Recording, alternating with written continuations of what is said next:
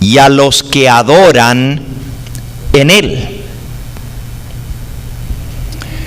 Vean qué orden tan interesante.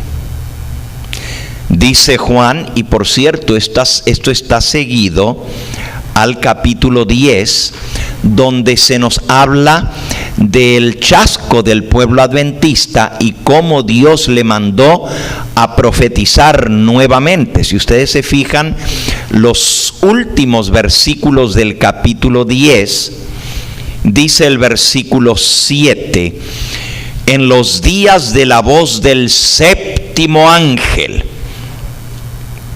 cuando él comience a tocar la trompeta, el misterio de Dios se consumará, como él lo anunció a sus siervos los profetas. La voz que oí del cielo habló otra vez conmigo y dijo: ve y toma el librito que está abierto en la mano del ángel que está en pie sobre el mar y sobre la tierra. Y fui al ángel, diciéndole que me diese el librito. Y él me dijo: tómalo y cómelo, y te amargará el vientre, pero en tu boca será dulce como la miel. Entonces tomé el librito de la mano del ángel y lo comí. Y era dulce en mi boca como la miel, pero cuando lo hube comido amargó mi vientre. Y él me dijo: es necesario que profetices otra vez sobre muchos pueblos, naciones, lenguas y reyes. El librito que se le mandó a Juan comer era el librito del libro de Daniel. Y el mensaje del profeta Daniel iba a ser dulce en el paladar como la miel, pero luego iba a amargar el vientre del pueblo que lo creyera. Eso se cumplió en la proclamación del mensaje del pronto regreso de Cristo y la hora del juicio de Dios. Fue dulce en el paladar sentir que ya el Señor venía, pero qué amargo fue en el vientre cuando pasaron por ese chasco esperando la venida del Señor y Él no vino. La razón por la que no vino fue porque el pueblo todavía no estaba preparado, y realmente la profecía señalaba que el Hijo del Hombre iba a venir hasta el anciano de días a recibir el reino. Por eso la parábola de las 10 vírgenes, que fue nuestra lectura bíblica, decía: tardándose el esposo, cabecearon todas y se durmieron. Vamos a hablar un poquito más de esta parábola en esta noche.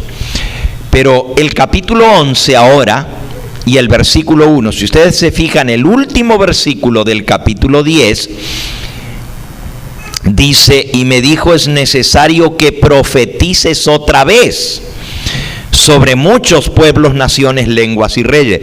Todavía después del chasco iba a haber nuevamente profecía, iba a haber proclamación a toda nación, tribu, lengua y pueblo, un nuevo mensaje que iba a ser anunciado al mundo entero. Y entonces en el capítulo 11 y el versículo 1 dice: me fue dada una caña semejante a una vara de medir, una yarda, como una vara de medir. Y se me dijo: levántate, mide el templo de Dios y el altar y a los que adoran en él. La orden fue de medir el templo, medir el altar. El altar es donde ministran los sacerdotes, pero también se mandó a medir a los que adoran en el templo, a los adoradores del templo. Según esta profecía, el pueblo que adora, y el templo, hermanos, no es un edificio de 4 paredes hecho de mano de hombre. El templo es la iglesia del Dios vivo. Vosotros sois el templo de Dios, dijo el Señor.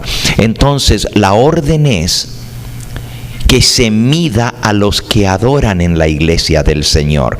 Por eso el título de nuestro tema en esta noche es: ¿cómo será medido el pueblo de Dios? ¿Cómo será medido el pueblo adventista?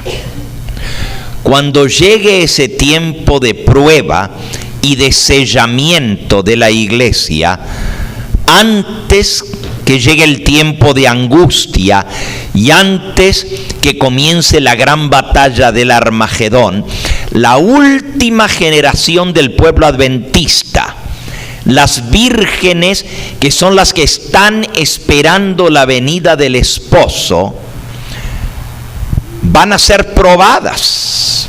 Y ahora sí vamos a la parábola que fue nuestra lectura bíblica de Mateo, capítulo 25. Noten que este capítulo es parte del sermón profético de nuestro Señor Jesucristo, predicado en el Monte de las Olivas.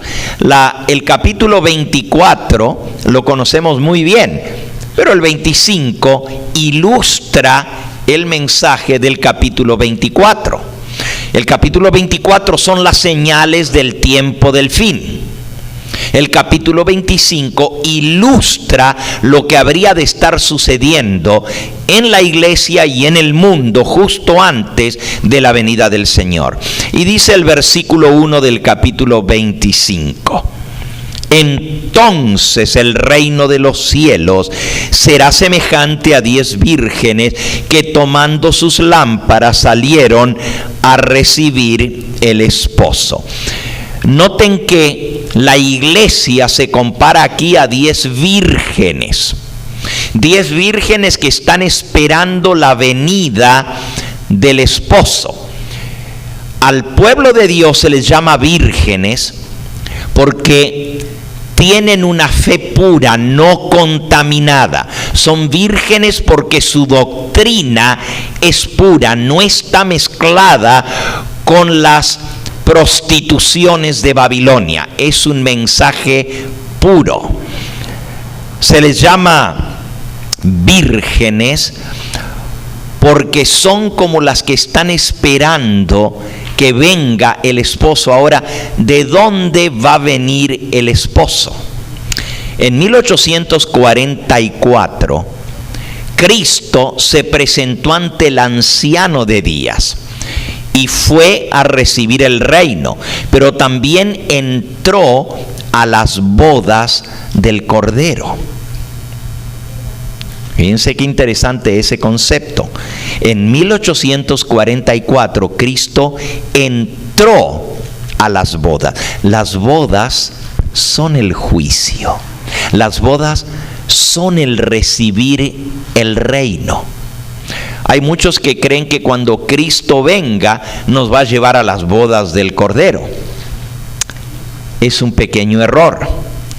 No nos va a llevar a las bodas del Cordero, nos va a llevar a la cena de bodas del Cordero, a la fiesta, porque el matrimonio se consuma antes que Él venga. Fíjense, no pierdan ahora Mateo 25 porque vamos a regresar a esa parábola, pero si van por un momentito a comparar lo que acabamos de leer, las vírgenes que tenían lámparas, lo encontramos en San Lucas, en el capítulo 12, esta misma parábola.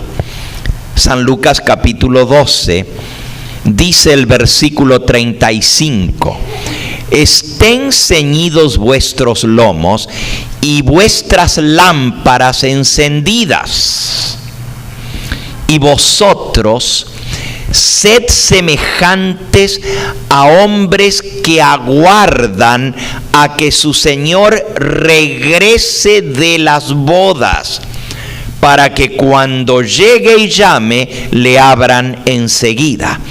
Nosotros, dice, somos como aquellos que estamos esperando que el Señor regrese de las bodas. ¿Entendimos? No estamos esperando que nos vaya a llevar a las bodas. Cuando Él venga, Él ya está casado. Si volvemos a Mateo 25, dice entonces el versículo 1, el reino de los cielos será semejante a 10 vírgenes que tomando sus lámparas salieron a recibir al esposo. Noten que a quien están esperando es al esposo, no al novio. Las bodas orientales son un poquito distintas a nuestras bodas, a las que nosotros acostumbramos. Aquí pues el novio espera al frente a la novia y la novia entra con el papá y el papá se la entrega y de una vez se celebra la boda. Pero en los países orientales hasta el día de hoy, la boda se celebra entre el padre de la novia y el novio. La novia o futura esposa no está presente en la boda. Y usted dice, pero ¿cómo se va a casar si no está presente en la boda? Bueno, en la costumbre oriental, el contrato matrimonial es entre el padre de la novia y el novio. El padre de la novia, primero, cuando el novio le manifiesta sus intenciones de casarse o que está enamorado de esta muchacha y le gustaría que él se la entregue, la quiere hacer su esposa. Entonces el padre establece una dote. ¿Saben lo que es una dote? ¿Verdad? Una dote es un precio que tiene que pagar el novio por casarse con la novia. A veces el precio es bien elevado, según cuánto el padre aprecia a esa hija, ¿verdad? Y si es hija única, peor, le pone un precio muy elevado. ¿Se acuerdan, por ejemplo, de Jacob? Que fue lejos de su casa, pero como no traía nada porque venía huyendo de su hermano, se enamoró de Raquel, pero no tenía dinero para la dote. Y el suegro, futuro suegro, le dijo, pues me vas a pagar con 7 años de trabajo. Y le tocó trabajar 7 años para poderse casar con ella. Y el día que se iba a casar, pues ustedes saben lo que pasó, lo engañaron, ¿verdad? Como dice el refrán por allí, le dieron gato por liebre. O sea, el padre de la novia, en lugar de darle a Raquel, le dio a Lea. Y cuando él se dio cuenta, se quejó, dijo, no, yo trabajé por Raquel. Le dijo, no, Lea es la mayor, y aquí la ley dice que la mayor se tiene que casar primero. Así que si tú quieres a Raquel, tienes que trabajarme otros 7 años más. Bueno, eso le tocó porque él no tenía el dinero de la dote. Pero en los casos donde pues el novio trabaja, él reúne el dinero que el suegro exige. El suegro le da un tiempo prudencial, le dice cuántos meses o cuántas semanas o cuántos días o cuántos años necesitas para reunir la dote.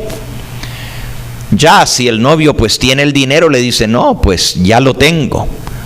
Claro, primero escuchando cuánto es, ¿verdad?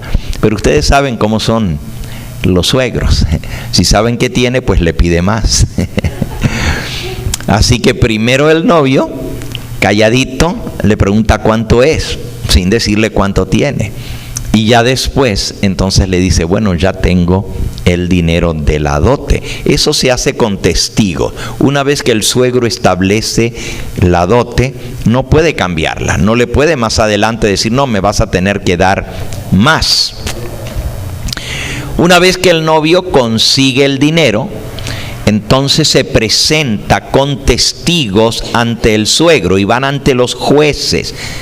Por lo menos 2 jueces presentes y 2 testigos. Y ante los jueces, el suegro dice, el juez le pregunta al suegro, ¿cuánto fue lo que usted estableció como dote? Y el suegro dice, fue tanto. A veces es dinero, a veces es ganado, a veces es camellos, a veces es propiedades, tierras, lo que el suegro pida. Y si el novio la quiere, va a tener que trabajar o va a tener que entregarle lo que el suegro quiere por esa muchacha. Entonces, ante los jueces, el suegro dice, bueno, el contrato fue por tanto. Entonces, el juez le pregunta al novio, ¿tienes tú todo completo lo que te ha exigido el contrato? Y él dice, sí, lo traigo. Presenta, si es una propiedad, el título de la propiedad para que el juez la traspase al suegro.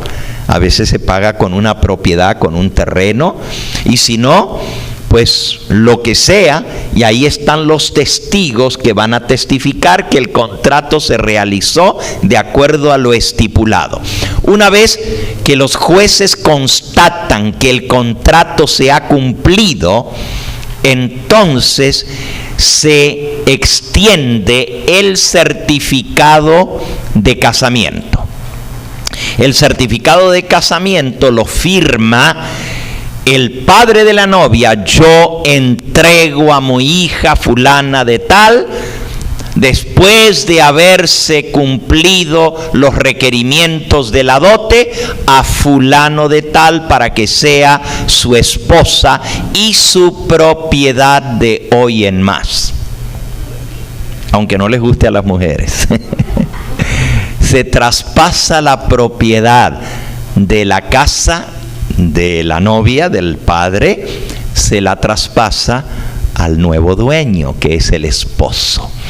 Y una vez que se firmaron los documentos, entonces el esposo lleva el documento firmado y se dirige a la casa del padre de la novia a reclamar su posesión adquirida.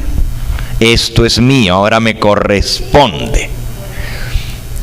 Y viene a recoger a la novia, que ahora ya no es la novia, ya está casada, ya es la esposa.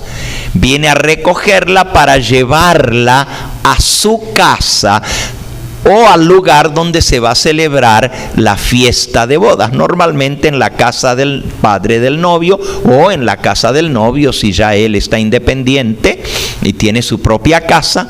Allí se celebra la fiesta de bodas.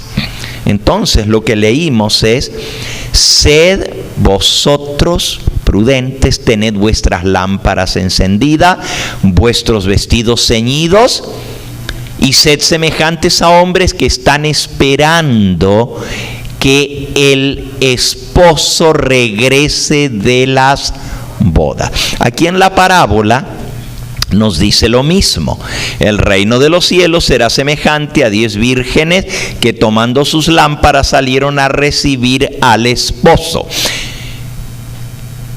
Estas vírgenes representan al pueblo de Dios, que estamos esperando que el Señor Jesús termine las bodas. Y usted dice, ¿pero cómo son las bodas? Bueno, el Señor se casa con su prometida, y su prometida es la iglesia. Pero ya el Padre recibió el precio completo de la dote. Dice la Escritura en Primera de Pedro, capítulo 1,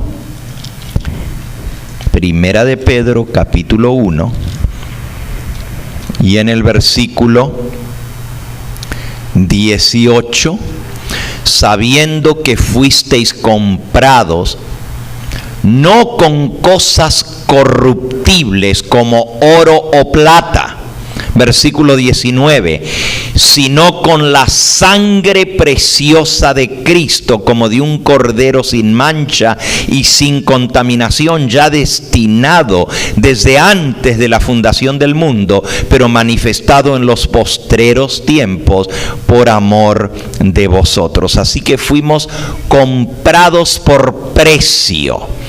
La sangre preciosa de Cristo. El precio más alto que se pagó por una novia jamás es este. El novio entregó su propia sangre para comprarnos. Alabado sea el nombre del Señor. Por eso nos dice el apóstol San Pablo, allá en su epístola de Primera de Corintios, en el capítulo 6 y en el versículo 20, porque habéis sido comprados por precio. Glorificad pues a Dios en vuestro cuerpo y en vuestro espíritu, los cuales son de Dios. Así que hemos sido comprados por un precio infinito. Yo no sé cuántos de ustedes alguna vez vieron una película. Es una película muy antigua. Estoy hablando de como de 50 años atrás la película. Pero la película se llama Johnny Lingo. Johnny Lingo. La pueden buscar en Google y la pueden ver. No es una película larga, pero cuenta la historia de una mujer africana. Y esta mujer, que vivía en una tribu del África, no era muy bonita, ni era muy bien tratada en su hogar.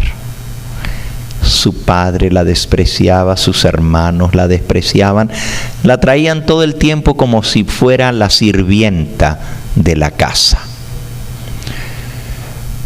El padre pensaba: nunca se va a casar esta hija, nunca voy a sacar nada por ella, porque pues nunca había tenido pretendientes. Pero de pronto Johnny Lingo se enamora de esta mujer y la va a pedir a su padre. Su padre no podía creer, porque él es un hombre pues bien parecido, y ella pues no es tan bonita. Y el padre dice: si le pido una dote muy alta, no me la va a llevar, mejor le pido poquito. Y se corrió por toda la tribu que el padre había vendido a su hija por bagatela, Ella lloraba amargamente porque sentía que no valía nada, nunca le habían dado valor en su vida. Siempre la habían despreciado. En su casa le decían que no servía para nada, que ni siquiera para sacar una buena dote. Pero Johnny Lingo no aceptó el precio de la dote. Y él puso su propio precio. Un precio altísimo, exorbitante. Nadie en esa tribu del África jamás había pagado una dote tan alta por una mujer de la tribu. Las mujeres de la tribu estaban estupefactas. Ese era el hablar de toda la tribu. ¿Ya vieron cuánto va a pagar Johnny Lingo por su novia, por su esposa? Los hombres calculaban y no podían creer lo que ese hombre estaba dispuesto a pagar. Las noticias llegaron a los oídos de la futura esposa y comenzó a suceder algo en su vida. Sintió que por primera vez alguien le daba el valor que ella tenía y comenzó a cambiar su manera de ser. Comenzó a sentirse amada y valiosa. Comenzó a preocuparse por sí misma. Comenzó a arreglarse, a verse bonita. Comenzó a estudiar. Y cuando llegó el día de la boda, todo el pueblo vio una mujer totalmente cambiada. No podían creer, y Johnny Lingo pasó feliz con su esposa, que era una nueva mujer, porque alguien le había dado el valor que ella se merecía. Hasta su rostro cambió. Se hizo arreglar los dientes, que estaba toda sin dientes. Se hizo arreglar su pelo. Se hizo poner bonita. Se compró un vestido hermoso. Y parecía otra persona totalmente. Eso es lo que hace cuando alguien pone valor en nosotros. Y eso es lo que Cristo hizo con nosotros. Él pagó el precio más grande por nosotros. Nos dio el valor.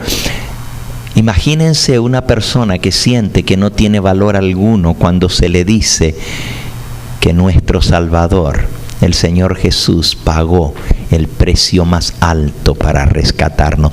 Eso es lo que le da valor a la existencia humana. Eso es lo que hace que nuestra estima suba y mejore, porque alguien estuvo dispuesto a pagar el precio por nosotros. Bueno, ¿por qué las bodas son el juicio? Muy sencillo, porque en el juicio en el cielo, el juicio previo a la venida del Señor, en ese juicio se determinan quiénes van a ser parte de la iglesia, de los redimidos, y quiénes no. ¿Cuáles tendrán su nombre para siempre en el libro de la vida y cuáles serán borrados del libro de la vida? Entonces, el juicio forma a la esposa. Repito, el juicio descarta los que no son sinceros, los que no pasan la medida. Y aquí viene ahora la idea de medir el templo y los que adoran en él con una vara. En el juicio vamos a ser medidos para ver quiénes dan la medida y así poder ser parte de la iglesia de la esposa del Cordero. ¿Ok? Volviendo entonces a nuestra parábola.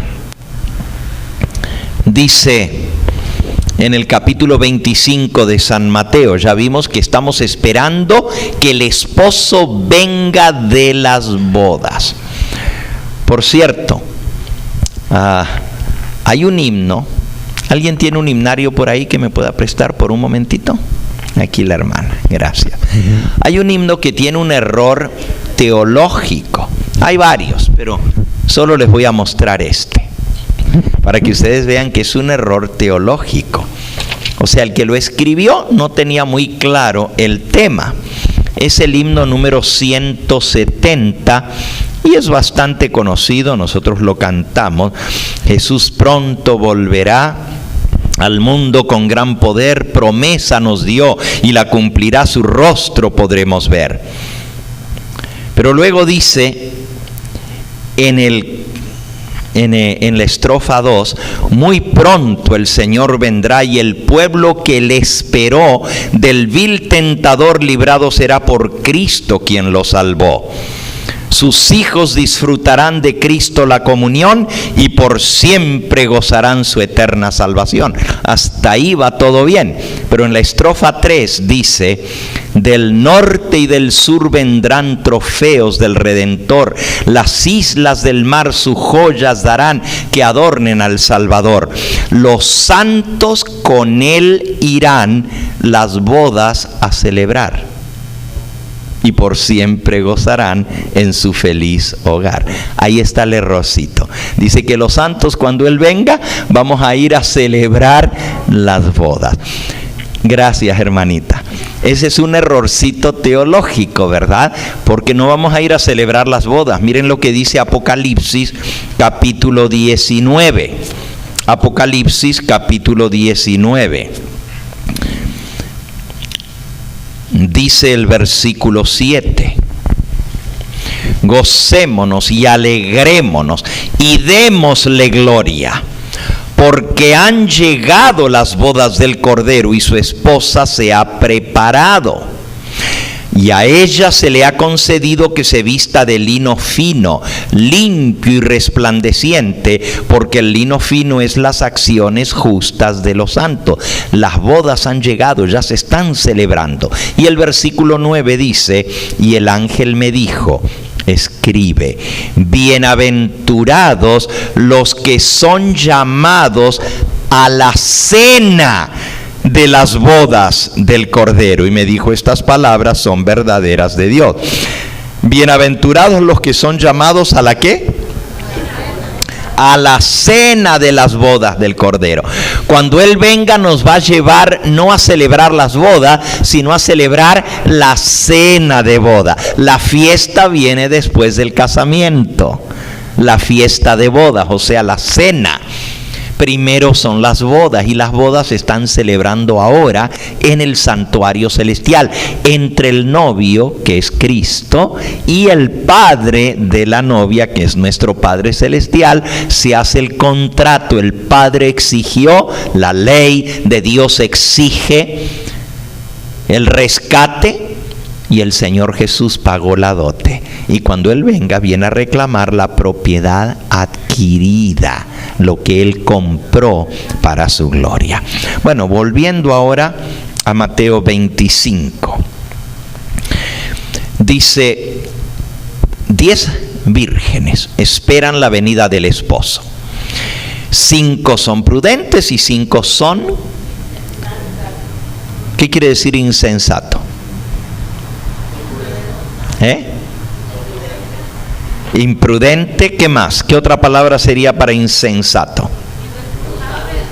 Irresponsable, ¿qué otra palabra?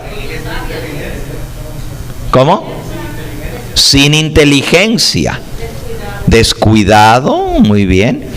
No queremos decir la palabra, pero ¿saben lo que quiere decir? Insensato, quiere decir tonto. Eso es lo que quiere decir, tonto. Todas las demás estaban bien también, todas entran dentro del concepto, pero realmente en la versión antigua le llama fatuas. Fatuas, y la palabra fatuo, si usted lo busca en el diccionario, pues literalmente quiere decir tonto, que no hizo provisión, que no se preparó, insensato. 5 eran prudentes y 5 eran insensatas. Las insensatas, tomando sus lámparas, no tomaron consigo aceite, mas las prudentes tomaron aceite en sus vasijas juntamente con sus lámparas. Y el versículo 5 dice, y tardándose el esposo, cabecearon todas y se durmieron. Si ustedes notan, lo que hace la diferencia en la venida del Señor no son las que están velando, porque a veces decimos, el que está velando, ese es el que está preparado. Todas estaban esperando la venida del esposo, pero si ustedes notaron, la parábola ya incluye una demora, tardándose el esposo. Cabecearon todas y se durmieron. Esto indicaba que iba a haber una tardanza, no en el esposo en sí, sino en la hora que ellas pensaban que iba a venir. El Señor no retarda su promesa. Él sabe cuándo Él va a venir. Llegado el cumplimiento del tiempo, Él va a venir. Pero para el pueblo que le espera hay una aparente demora, una tardanza, porque le esperábamos antes, creíamos que iba a venir antes, y no vino cuando se le esperaba. Eso está incluido en la parábola, ya el Señor Jesús lo incluyó como parte de la historia. Aquí va a haber un chasco, una demora aparente. ¿A qué hora llegó el esposo? Dice que a la medianoche se escuchó el clamor He aquí viene el esposo, salid a recibirle. Ahora, las bodas se celebraban antes de la puesta del sol, porque todos los lugares oficiales, los juzgados, donde están los jueces, se cierra la puesta del sol. En aquella época no había luz eléctrica, por eso usaban lámparas de aceite para alumbrar el camino. Pero los lugares públicos, lo más tarde que tú podías llegar era media hora antes de la puesta del sol. A la puesta del sol se cerraban. Entonces, no sabemos a qué hora fue la boda, pero seguramente fue antes de las 6 de la tarde. Porque a las 6 de la tarde se cerraban los lugares públicos. Había testigos, estaban los jueces, se firmó el documento, pero algo pasó. La Biblia no nos dice por qué se tardó el esposo. A lo menos se tardó de la hora que lo esperaban. Lo estaban esperando un poquito después de la puesta del sol. Ahora, ya sabían que iba a ser de noche, porque todas las vírgenes tenían lámparas, las vírgenes, para alumbrar el camino del esposo. Todas tenían lámpara. Pero la lámpara es una vasija que tiene una mecha adentro, y dentro de la lámpara hay aceite. Y el aceite pues se va quemando y la lámpara va ardiendo, pero cuando se acaba el aceite se apaga la lámpara. Y como llegaron las 6 de la tarde, y llegaron las 7, y llegaron las 8, y llegaron las 9, y llegaron las 10, y llegaron las 11, y el esposo no venía, casi todas las lámparas se estaban apagando. Noten lo que dice. Versículo 6, a la medianoche se oyó un clamor, he aquí viene el esposo, salid a recibirle. Entonces todas aquellas vírgenes se levantaron y arreglaron sus lámparas. Y las insensatas dijeron a las prudentes, dadnos de vuestro aceite, porque nuestras lámparas se están apagando. Mas las prudentes respondieron diciendo, para que no nos falte a nosotras y a vosotras, id más bien a los que venden y comprad para vosotras mismas. Pero mientras ellas iban a comprar, vino el esposo, y las que estaban preparadas entraron con él a la cena de bodas, y se cerró la puerta. Después vinieron también las otras vírgenes diciendo, Señor, Señor, ábrenos. Mas él respondiendo dijo, de cierto os digo que no os conozco. Velad pues, porque no sabéis el día ni la hora en que el Hijo del Hombre ha de venir.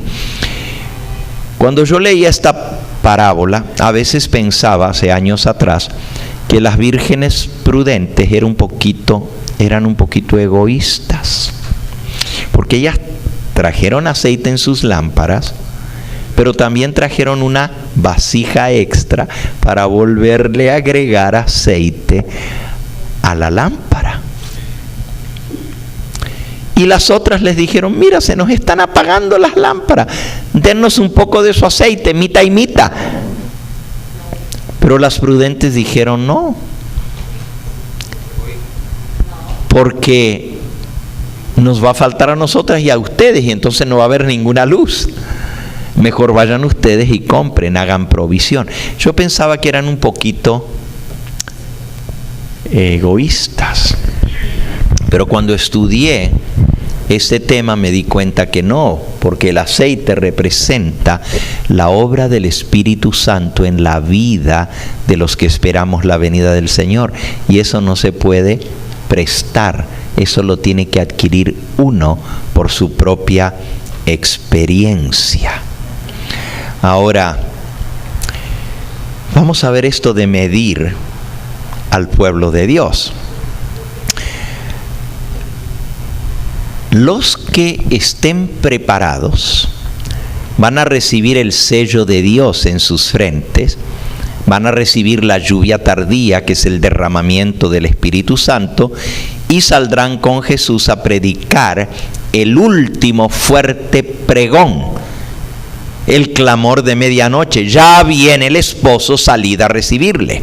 Ahora, si ustedes notan, todas las vírgenes estaban dormidas, la iglesia entera se durmió. Pero las que se despiertan, son las 10, las que están preparadas, entonces se unen al clamor: ya viene, ya viene, ya viene el esposo, vamos a salir a recibirlo, a alumbrarle el camino. Yo les pregunto, si todas las vírgenes, las 10, cabecearon y se durmieron, ¿quién estaba despierto o despierta para dar el anuncio: ya viene el esposo, salid a recibirle? Hablemos ahora de la vida real en la iglesia. Si las 10 vírgenes representan al pueblo de Dios, ¿quién es el que despierta al pueblo de Dios?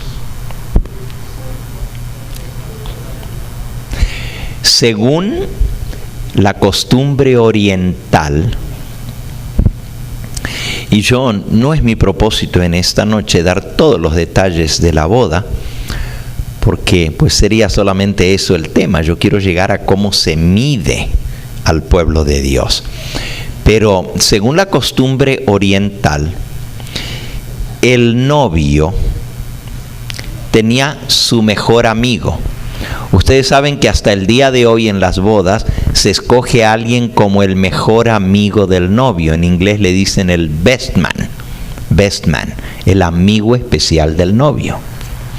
Entonces, ese amigo especial del novio era el que estaba a su lado siempre, su mejor amigo. Él iba con el novio ante los jueces. Él servía de testigo en la ceremonia. Él era el que firmaba como testigo el contrato. Los testigos siempre eran 2, uno de parte de la novia y otro de parte del novio. Obviamente, porque tenían que atestiguar que estaba cumplido el contrato y que todo estaba legal para que nadie se fuera a echar atrás. Entonces, el padre ponía un testigo que era de parte del lado de la novia, y el novio ponía su testigo que era su mejor amigo. Una vez que se firmaba el contrato, entonces el esposo, ahora porque ya estaba casado, se dirigía de vuelta hacia la casa de la novia a recogerla. Allá es donde estaban las vírgenes. Las vírgenes eran las acompañantes del cortejo nupcial, y en aquella época las vírgenes eran las doncellas del cortejo, eran las que llevaban las lámparas e iban alumbrando el camino desde la casa de la novia hasta la casa del novio, porque casi siempre se celebraba de noche la cena. Por eso se le llama la cena de bodas. No era almuerzo, ni era comida de media tarde, ni era desayuno, era la cena de bodas, se hacía de noche. Ahora, esas muchachas todas estaban vestidas iguales, bonitas, y todas llevaban sus lámparas. El novio tomaba su tiempo. Él primero pasaba por su casa, veía que todo estuviera listo para la cena de bodas, porque era en su casa que se celebraba la cena de boda, o el lugar que él hubiera alquilado si no tenía una casa grande. Pero si el novio estaba en buena posición, pues él preparaba todo en su casa. Y aún los más pobres que no tenían para rentar un lugar también lo hacían en su casa. Se arreglaba todo, se ponían luces, lámparas. Y entonces lo que hacía el esposo era pasar primero por su casa. Tenía varias cosas que chequear. No solamente si estaba todo listo, tenía que ver que la comida estuviera ya lista. Tenía que ver que hubiera suficiente bebida, que las mesas estuvieran todas preparadas, que la lista de los invitados estuvieran marcados los lugares. Pero otra cosa muy importante, él entraba a ver la recámara nupcial para ver que estuviera todo listo. Normalmente se pagaba a una persona que limpiara toda la recámara nupcial en la casa del novio, que era donde él iba a traer a su flamante esposa. No solo se limpiaba, se la arreglaba, se le ponía cortinas nuevas con velo, se arreglaba la cama, se le ponía un velo, un mosquitero, ¿verdad? Si la cama no tenía los barrotes, se les ponía barrotes en las 4 esquinas y se les ponía así para ponerle el mosquitero arriba, que la novia llegara. Hasta le echaban pétalos de flores, de rosas en la cama, y le echaban por alrededor perfume, nardo, para que ese cuarto oliera riquísimo para la primera noche de la luna de miel. ¿Okay? El novio pasaba a que estuviera todo eso, y la parte de él era tenerle su regalo a la novia ya listo en la cámara nupcial, lo que él escogiera darle, ¿verdad? Así que eso él pasaba y él personalmente ponía su regalo en el cuarto.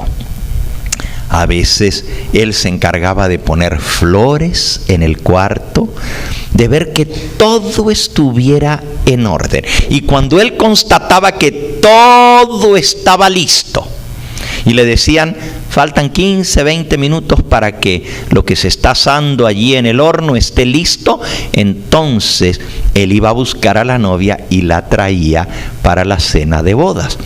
En este caso, pues el novio se fue a hacer los arreglos. Por eso Jesús dijo, no se turbe vuestro corazón.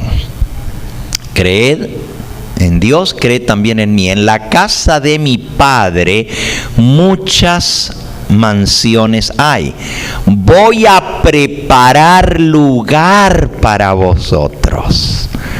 La gente cree que Jesús está construyendo las mansiones, pero el texto dice, en la casa de mi Padre muchas mansiones hay.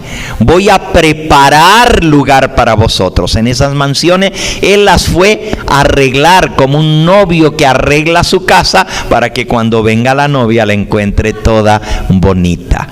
Las casas que nosotros vamos a ocupar en el cielo, cuando el Señor nos venga a buscar, son las habitaciones que dejaron vacantes los ángeles que fueron expulsados del cielo. ¿Sabían ustedes que nosotros vamos a ocupar el lugar de los ángeles que cayeron? Ese es otro tema que no voy a tratar en esta noche, pero tengo muchos documentos de la Biblia y del Espíritu de Profecía que cuando se complete el número de los redimidos, porque nosotros tenemos que completar un número, y ese número es el número de los ángeles que cayeron. Cuando se complete el número, hasta ahí se cerró, hasta ahí se acabó el tiempo de gracia, y entonces el Señor va a venir a buscar a su pueblo. Nomás les doy un versículo como ejemplo de los muchos que tengo. En el libro de Zacarías hay una declaración muy interesante. ¿Ustedes recuerdan cuántos ángeles fueron expulsados del cielo? 1/3 parte de los ángeles del cielo fueron expulsados. Pero aquí en Zacarías dice justamente lo contrario.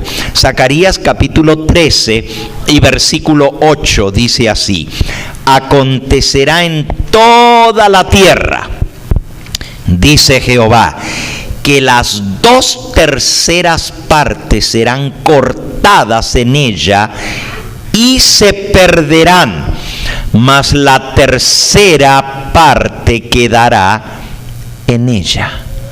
En el cielo 2/3 partes quedaron y 1/3 parte fue cortada y se perdió. Pero en la tierra sucede justo lo contrario. 2/3 partes serán cortadas en toda la tierra y se perderán, mas la 1/3 parte quedará con vida. O sea que 1/3 parte de la tierra vamos a ocupar 1/3 parte de los ángeles del cielo que cayeron. Por eso Jesús dice: en la casa de mi Padre muchas moradas hay. Voy a preparar lugar para vosotros. Ok, volviendo ahora a nuestra historia. En Mateo 25, las vírgenes todas se durmieron. La pregunta es: ¿quién las despertó? Bueno, aquí viene la parte interesante de la historia del casamiento. Mientras el novio iba a la casa, su amigo lo acompañaba. Él también tenía que ver que todo estuviera en lugar. Cualquier emergencia, el novio se encargaba. Pero si había algo que el novio no podía resolver, el amigo del novio se movía rápidamente. Por eso él iba con él. Él se encargaba de hacer la voluntad de su amigo. Si su amigo me decía: no me gustan las flores, están marchitas, no me gusta esto, el amigo del novio se encargaba de arreglar todo eso. Una vez que estaba listo, recién entonces iban para allá.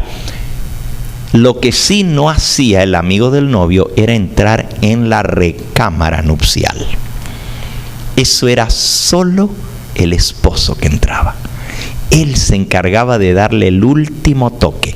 Él había dado las órdenes de cómo quería que se la arreglen, cómo quería que le adornen las ventanas, las flores, los pétalos, el perfume, todo lo que él quería poner, y su regalo era lo último que él hacía.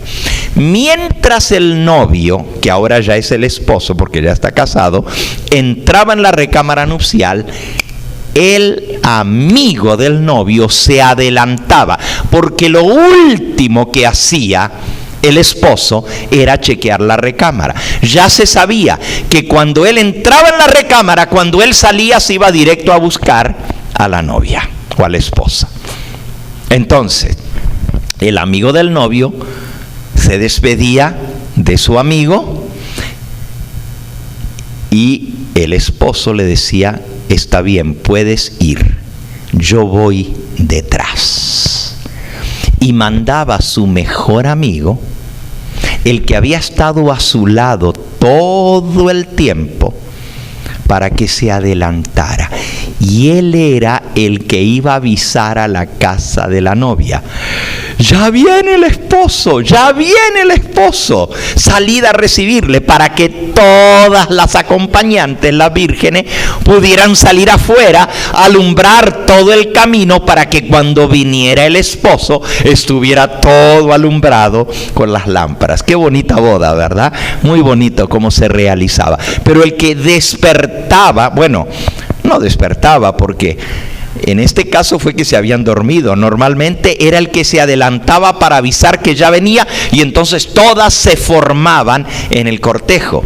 Hace unas semanas atrás yo tuve una boda allá en Perris, y trajeron a la novia en una carroza tirada por corceles blancos. Muy bonita estuvo la boda. Era una carroza toda blanca, adornada con flores y con 4 caballos blancos.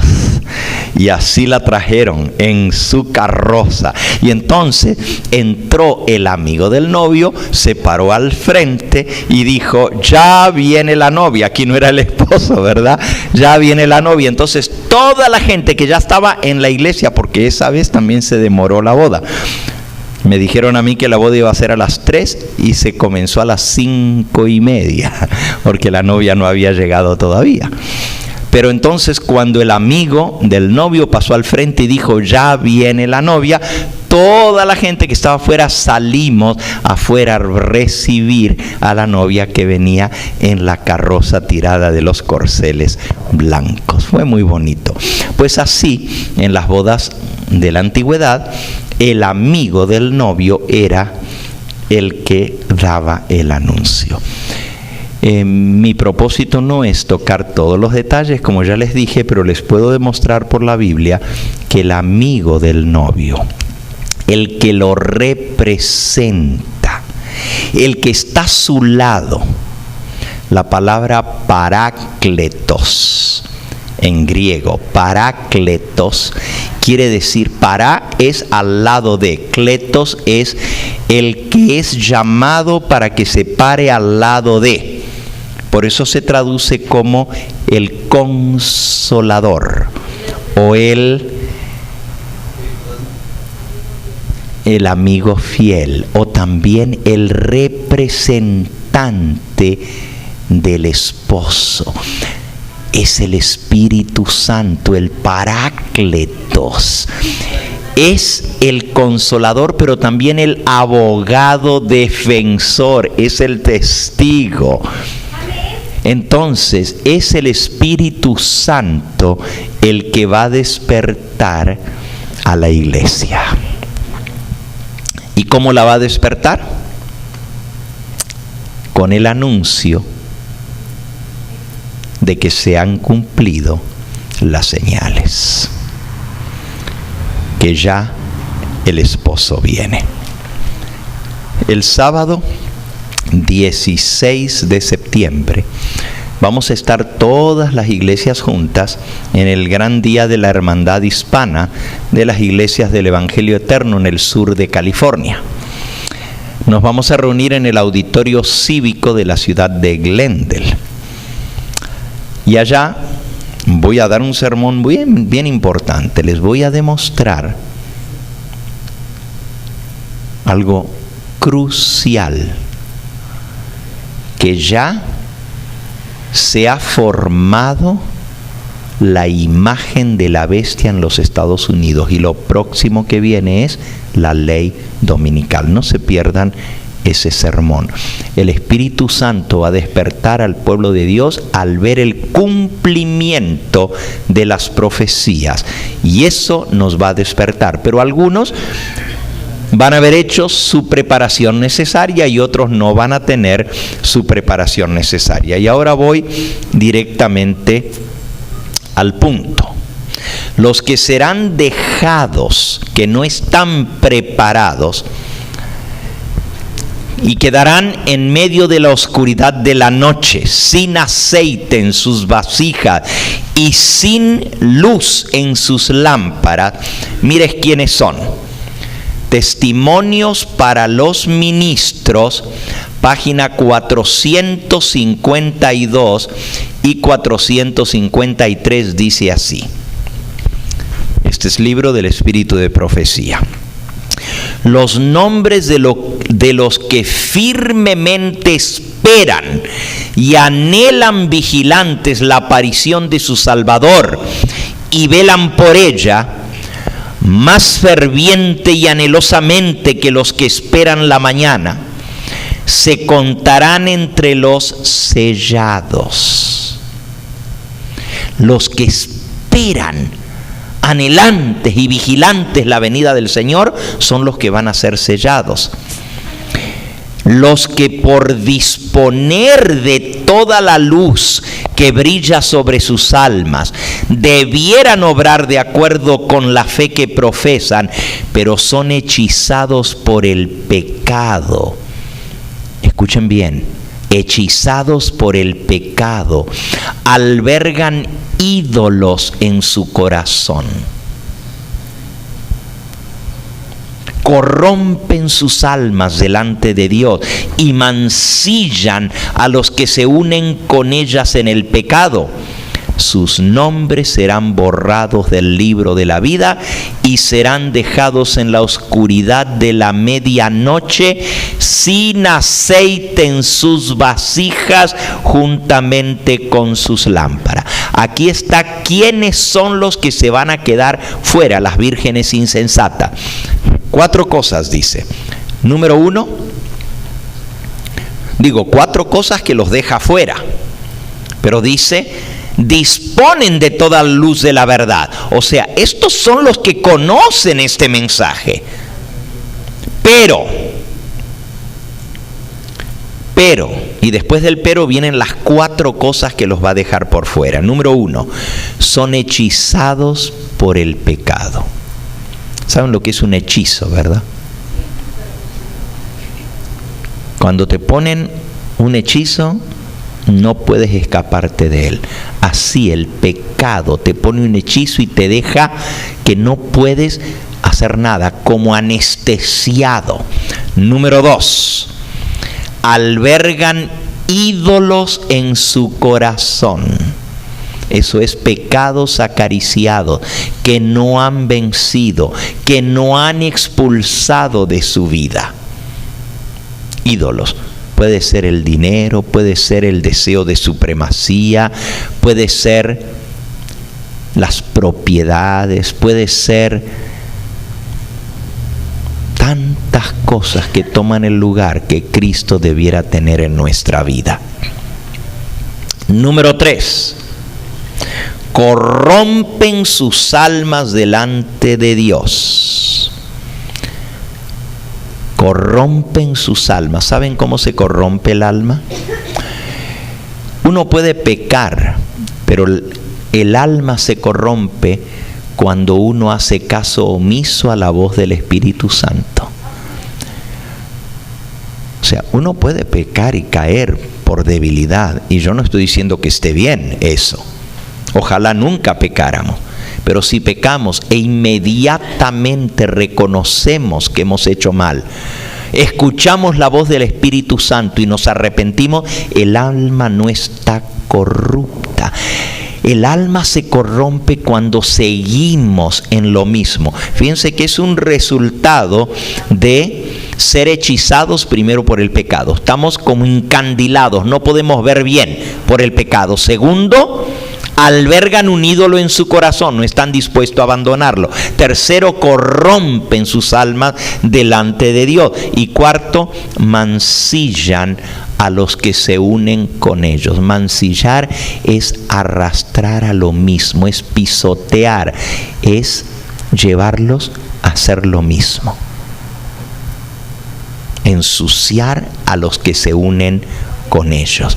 Esos son los que sus nombres serán borrados del libro de la vida y serán dejados en la oscuridad de la medianoche sin aceite en sus vasijas juntamente con sus lámparas. Fíjense, hermanos, que la regla o la varilla o la vara para medir y luego separar las vírgenes insensatas de las vírgenes prudentes no será la distinción de que unas velaban y las otras no velaban. Porque cuando se escucha el clamor de medianoche están todas dormidas, así que ninguna veló. Velar quiere decir mantenerse despierto, eso es velar. Hacemos la vela del muerto cuando nos pasamos toda la noche despiertos, pero si nos vamos a dormir no estamos velando. ¿Ok? Así que lo que hace la diferencia no es que unas velaron y otras no, todas se durmieron. Pero lo que hace la diferencia tampoco es que unas recorrieron el camino alumbrando el camino al esposo y otras no. Eso va a ser el resultado de no haber hecho la preparación. La separación, hermanos, entre vírgenes fatuas y vírgenes prudentes será hecha por el fruto que se desarrollará en cada una de ellas. Cuando todas sean despertadas a medianoche y escuchen el clamor de medianoche y sepan que ahora sí ya viene el esposo, cuando las señales de los tiempos nos muestren por el Espíritu Santo que el esposo ya viene, que está a las mismas puertas, todas tendrán la última oportunidad de prepararse. Noten lo que dice Mateo 25, versículo 7.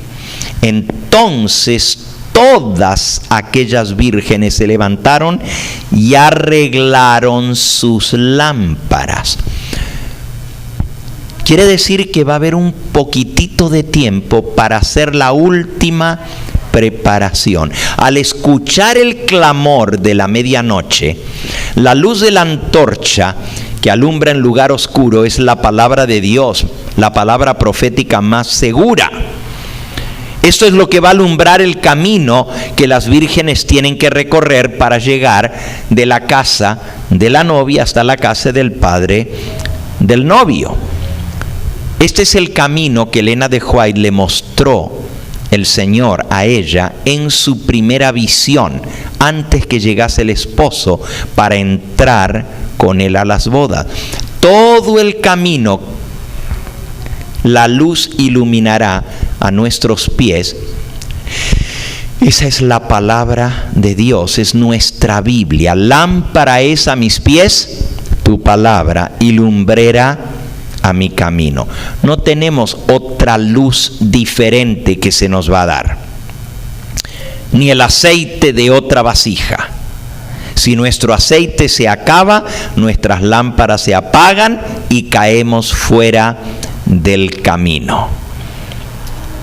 Ahora, la mensajera del Señor nos da una clara definición del cómo será medido el pueblo de Dios en ese tiempo de prueba y sellamiento. En el libro Primeros Escritos,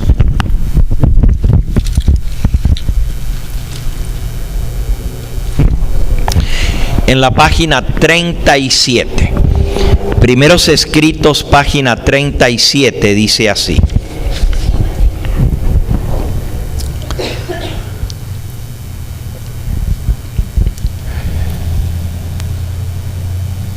los 144,000 triunfaron. Sus rostros quedaron iluminados por la gloria de Dios. Entonces se me mostró una hueste que aullaba de agonía. ¿Saben lo que es aullar, verdad? ¿Quiénes son los que aullaban de agonía? Sobre sus vestiduras estaba escrito en grandes letras: pesado fuiste en balanza y fuiste hallado falto.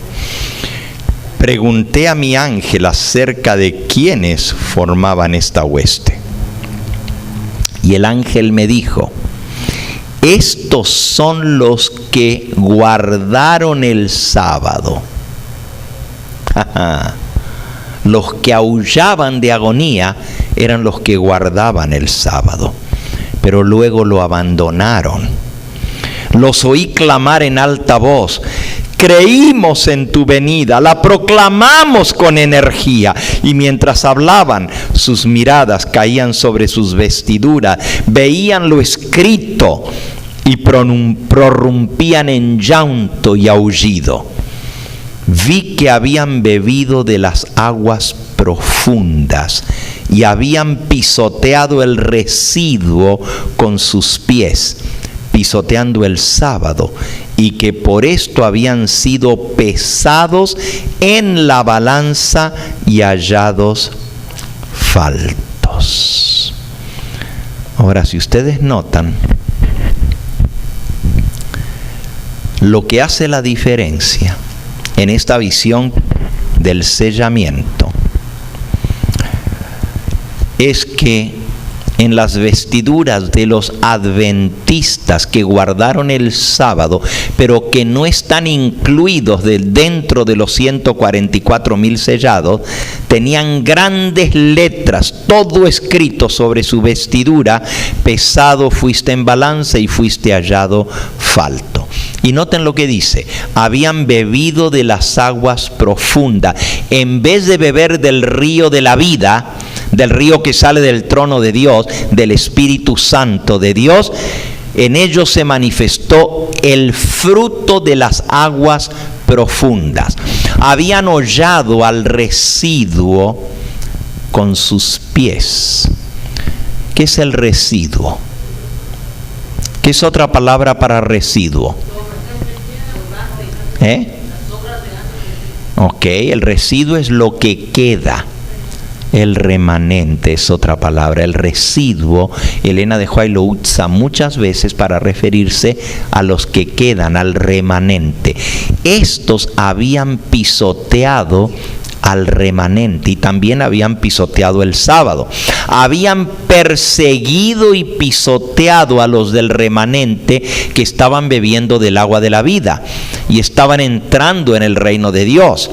A los que habían escuchado el llamado de Jesús y estaban guardando su santo sábado, y a los que recorrían el camino angosto que lleva a la vida, los 144,000 llegaron a tener el fruto del Espíritu.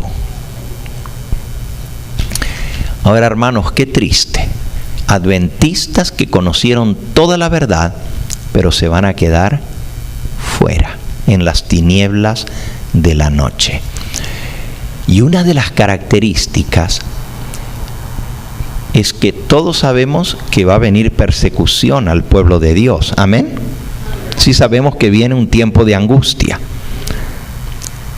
Pero los adventistas genuinos nunca debemos unirnos a los que persigan a nuestros hermanos. Porque sobre las vestiduras de todos los que hayan hollado al residuo con sus pies, será escrito: pesado fuiste en balance y fuiste hallado falto. Con estas palabras Dios nos advierte claramente que en el tiempo de prueba y sellamiento en la iglesia adventista se llegará a perseguir a todos los que reciban el sello de Dios en sus frentes, y todos los que no lo reciban habrán bebido de las aguas profundas y se habrán convertido en perseguidores de sus hermanos. Por su accionar en la historia, por su palabra, podemos ver que Dios hace una gran diferencia entre una persona o una institución que llega a estar en un estado de apostasía con lo que es una persona o una institución caída. Ahora quiero que noten bien esto. Es muy importante este concepto. No es lo mismo una iglesia caída que una iglesia en apostasía. Y hay mucha gente que no diferencia, no hace la diferencia. Dicen, no, pues si la iglesia está en apostasía es que ya cayó. No es así. Nunca una persona que está en apostasía es dejada, abandonada. Nunca se produce su caída sin que antes sea amonestada por Dios. Lo mismo pasa con una iglesia, con una institución. Cuando la iglesia está en apostasía, a lo largo de todo el Antiguo Testamento podemos ver que Dios reprendía, Dios mandaba a sus profetas, Dios los llamaba de vuelta al arrepentimiento, a pesar de que habían cometido apostasía, a pesar de que estaban adorando a Baal, todavía el Señor no los rechazaba, porque tenía que amonestarlos primero. Ese mismo proceder va a tener con su iglesia remanente, que nos encontramos en el estado laodicense. Ezequiel capítulo 33. Ezequiel capítulo 33. Dice el versículo 11 en adelante. Vivo yo, dice Jehová el Señor, que no quiero la muerte del impío, sino que se vuelva el impío de su mal camino y que viva. Volveos, volveos de vuestros malos caminos. ¿Por qué moriréis, oh casa de Israel? Y tú, hijo de hombre, di a los hijos de tu pueblo: la justicia del justo no lo librará el día en que se rebelare, y la impiedad del impío no le será estorbo el día en que se volviere de su impiedad. El justo no podrá vivir por su justicia el día que pecare. Cuando yo le dijere al justo: de cierto vivirás, y él confiado en su justicia hiciere iniquidad, todas sus justicias no serán recordadas, sino que morirá por la iniquidad que hizo. Y cuando yo dijere al impío: de cierto morirás, y él se convirtiere de su pecado e hiciere según el derecho y la justicia, si el impío restituyere la prenda y devolviere lo que hubiere robado, y caminara en los estatutos de la vida, no haciendo iniquidad, vivirá ciertamente y no morirá. No se le recordará ninguno de sus pecados que había cometido. Hizo según el derecho y la justicia, vivirá ciertamente. Luego dirán los hijos de tu pueblo: no es recto el camino del Señor. El camino de ellos es el que no es recto. Cuando el justo se apartare de su justicia e hiciere iniquidad, morirá por ello. Cuando el impío se apartare de su iniquidad e hiciere según el derecho y la justicia, vivirá por ello. Y dijisteis: no es recto el camino del Señor. Yo os juzgaré, oh casa de Israel, a cada uno conforme a sus caminos.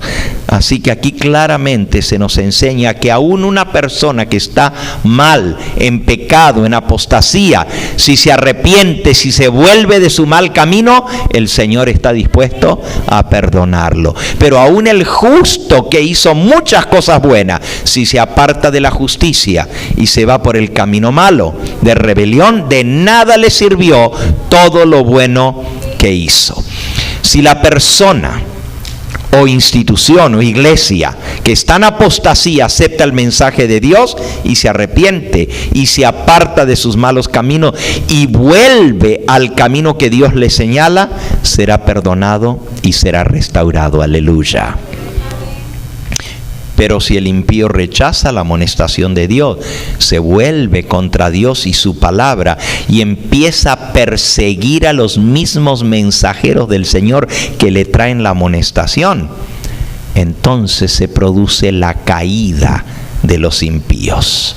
Al hacer conscientemente su elección, Dios los deja y Satanás toma plena posesión de ellos. Así que lo que hace la diferencia es si yo me transformo en perseguidor, ya sea del que me trae el mensaje de amonestación o ya sea de mis hermanos que están tratando de seguir ese mensaje de amonestación. Si yo me transformo en perseguidor, la apostasía se transforma en caída. Y una vez que cayó, es imposible que vuelva a levantarse. Hasta aquí vamos a llegar en esta noche. Estaba predicho una gran apostasía en el pueblo de Dios, pero el Señor quiere que nosotros nos arrepintamos y volvamos de vuelta a los buenos caminos. Todavía hay esperanza para el que está en apostasía. No hay esperanza para el que ha caído definitivamente. Y el que ha caído es porque ha rechazado la amonestación y se ha vuelto en perseguidor de sus hermanos. Quiera el Señor enternecer nuestros corazones para que no nos apartemos del camino, que tengamos esa preparación necesaria. El aceite extra en nuestras lámparas tiene que ver con el fruto en nuestra vida. Y ese fruto, ¿cuál es el fruto del Espíritu? Con esto vamos a terminar en esta noche. Veamos cuál es el fruto del Espíritu Santo en nuestra vida. Gálatas capítulo 5. Gálatas capítulo 5 nos dice allí, comenzando en el versículo 19: los que son guiados por el Espíritu no están bajo la condenación de la ley.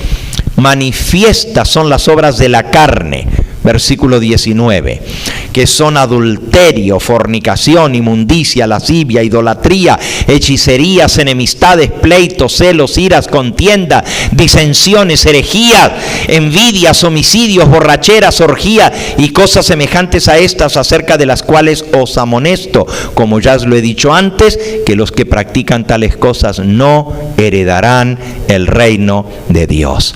Mas el fruto del Espíritu es amor, gozo, paz, paciencia, benignidad, bondad, fe, mansedumbre y templanza. Contra tales cosas no hay ley. Así que si el fruto del Espíritu se da en nuestra vida, vamos a ser bondadosos, vamos a ser pacientes, vamos a ser misericordiosos, vamos a ser mansos, vamos a ser benignos, no vamos a perseguir a nuestros hermanos. Acuérdate de esto, mi hermano. Nunca te transformes en el dedo acusador. Nunca. Más bien, ve a la persona y hablan en el amor de Cristo. Pero si tú vas por detrás y le dices a otro, sabes que mi hermanita hizo tal y tal y tal cosa. ¿Ya viste lo que hizo el hermano tal y tal? Te estás transformando en acusador de los hermanos. Y el que hace esa obra es el diablo. Él es el acusador de los hermanos. La Biblia nos dice que si tú sabes que un hermano está mal, está en pecado, ve y habla con él estando los dos a solas. Si el hermano te escucha y se vuelve de su mal camino, habrás ganado a tu hermano. Si no te escucha, entonces ve con 1 o 2 testigos. Y si los escucha a ellos, entonces habrás salvado a tu hermano. Y si no quiere escuchar cuando 2 o 3 le hablan, entonces recién lo dices a la iglesia para que la iglesia tome medidas. Pero todo eso es en buscas o en aras de restaurar al hermano que está en apostasía, para que no caiga definitivamente y ya no haya restauración para él. Si el impío se arrepiente y se vuelve de su mal camino, puede ser restaurado. Nunca te transformes en el acusador. No permitas, cuando alguien te venga a hablar algo de tu hermano, quien quiera que sea, cállalo. Dile, ¿sabes qué? No quiero escuchar lo que me vas a decir. ¿Ya tú hablaste con la hermanita? ¿Ya tú hablaste? Bueno, es que ya tú hablaste con ella. Ve y habla tú y dile a ella, a mí no me lo digas, yo no lo quiero saber. Ve y hazlo. Toda la gente que habla nunca ha hablado con la persona, hablan por detrás. Por eso son como el diablo, acusador de sus hermanos. Y esto es lo que nos lleva a la caída definitiva, porque en lugar de tener los rasgos del carácter de Cristo, estamos revelando los rasgos del carácter de Satanás. Quiera el Señor ayudarnos a despertarnos de nuestro sueño.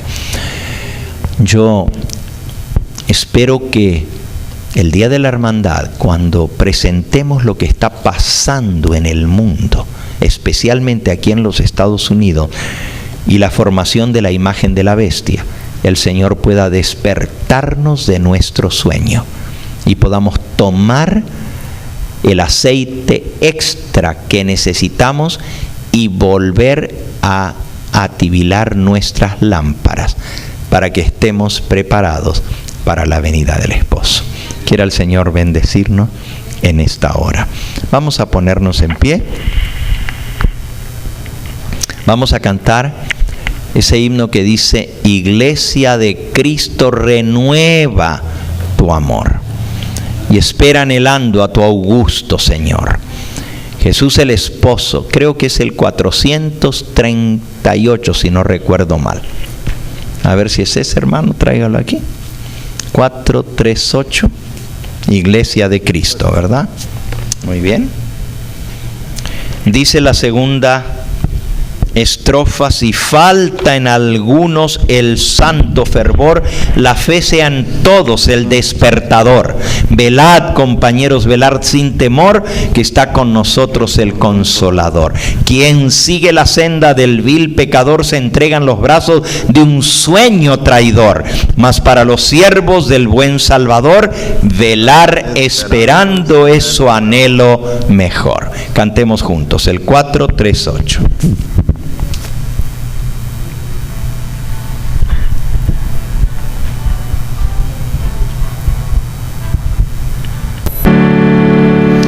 Iglesia de Cristo, reanima tu amor y espera velando a tu augusto Señor.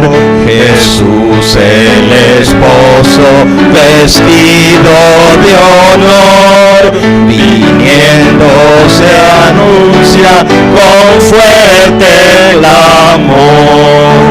Si falta en algunos el santo fervor, la fe sea en todos el despertador.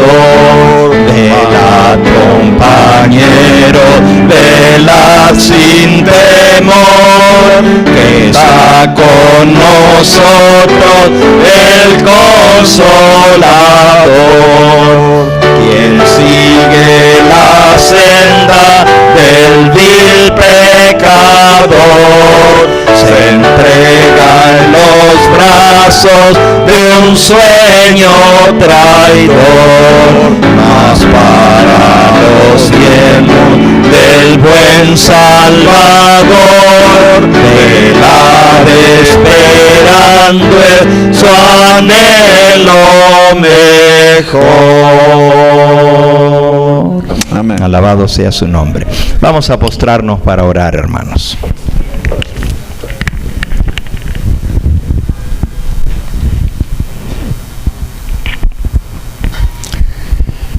Padre Santo y Dios nuestro, te damos gracias por la palabra profética más segura. Te damos gracias por tu santo libro, nuestra lámpara que nos alumbra en lugar oscuro hasta que el día esclarezca.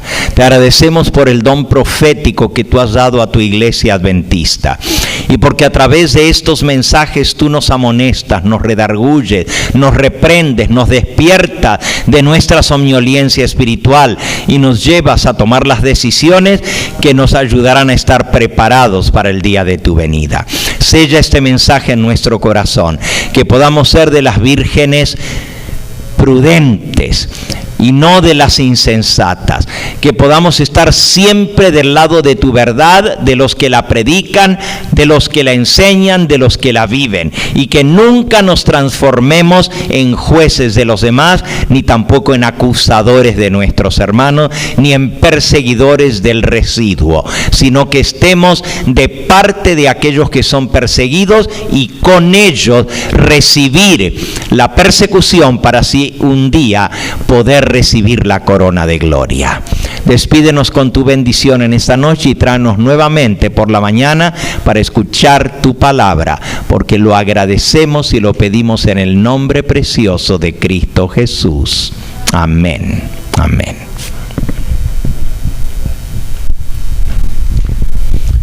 Queremos despedirnos de la audiencia de televisión en esta hora, agradecerle su sintonía. Les recordamos que ya estamos transmitiendo en 2 canales. Estamos en el canal 63.5 hasta fin de mes, pero ya estamos transmitiendo en el canal 31.3, también canal abierto.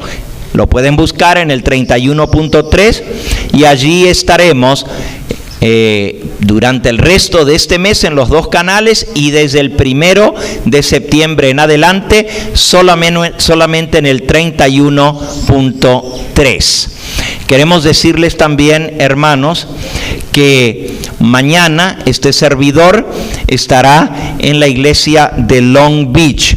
Para aquellos que no saben la dirección de Long Beach, les voy a dar los que nos ven por el canal de televisión, para que ustedes también nos puedan acompañar, los que viven por allá, por esa zona.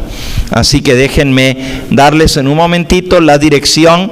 Lo hemos estado anunciando durante toda esta semana, pero queremos anunciarlo en esta hora, y después de esto entonces pasaremos a nuestra presentación regular.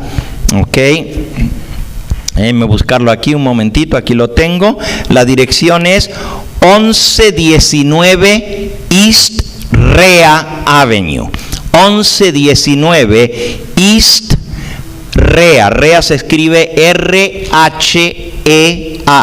RHEA Avenue, en la ciudad de Long Beach, zona postal 90806. Mañana a las 10:30 de la mañana estaremos allá en la iglesia de Long Beach, este servidor, y transmitiremos en vivo desde Long Beach. Y por la tarde, a las 6 de la tarde, estaré en la iglesia de Southgate. Para aquellos que nos ven, nos gustaría tenerles allí también. Queremos recordarles también que el domingo tendremos la gran feria de salud. Se ha estado anunciando durante estos días en nuestro canal la feria de salud en Southgate. No solamente estarán los médicos para darles consultas gratuitas, pero tendremos también distinto tipo de exámenes gratuitos. Habrá exámenes de próstata, exámenes de seno, exámenes de la matriz, exámenes de circulación, examen de sangre, habrá examen de diabetes, habrá distintos tipos de exámenes, y también habrá para que se puedan sacar rayos X para ver si tienen alguna cosa. Todo esto va a ser completamente gratis en la iglesia de Southgate el domingo desde las 10 de la mañana hasta las 8 de la noche. Así que les esperamos, hagan correr la voz, agarren su teléfono, avisen para que mucha gente que necesita la atención médica nos pueda acompañar el domingo en Southgate. El Señor Jesús les bendiga. Pasamos ahora a nuestra transmisión regular de nuestro canal. Buenas noches.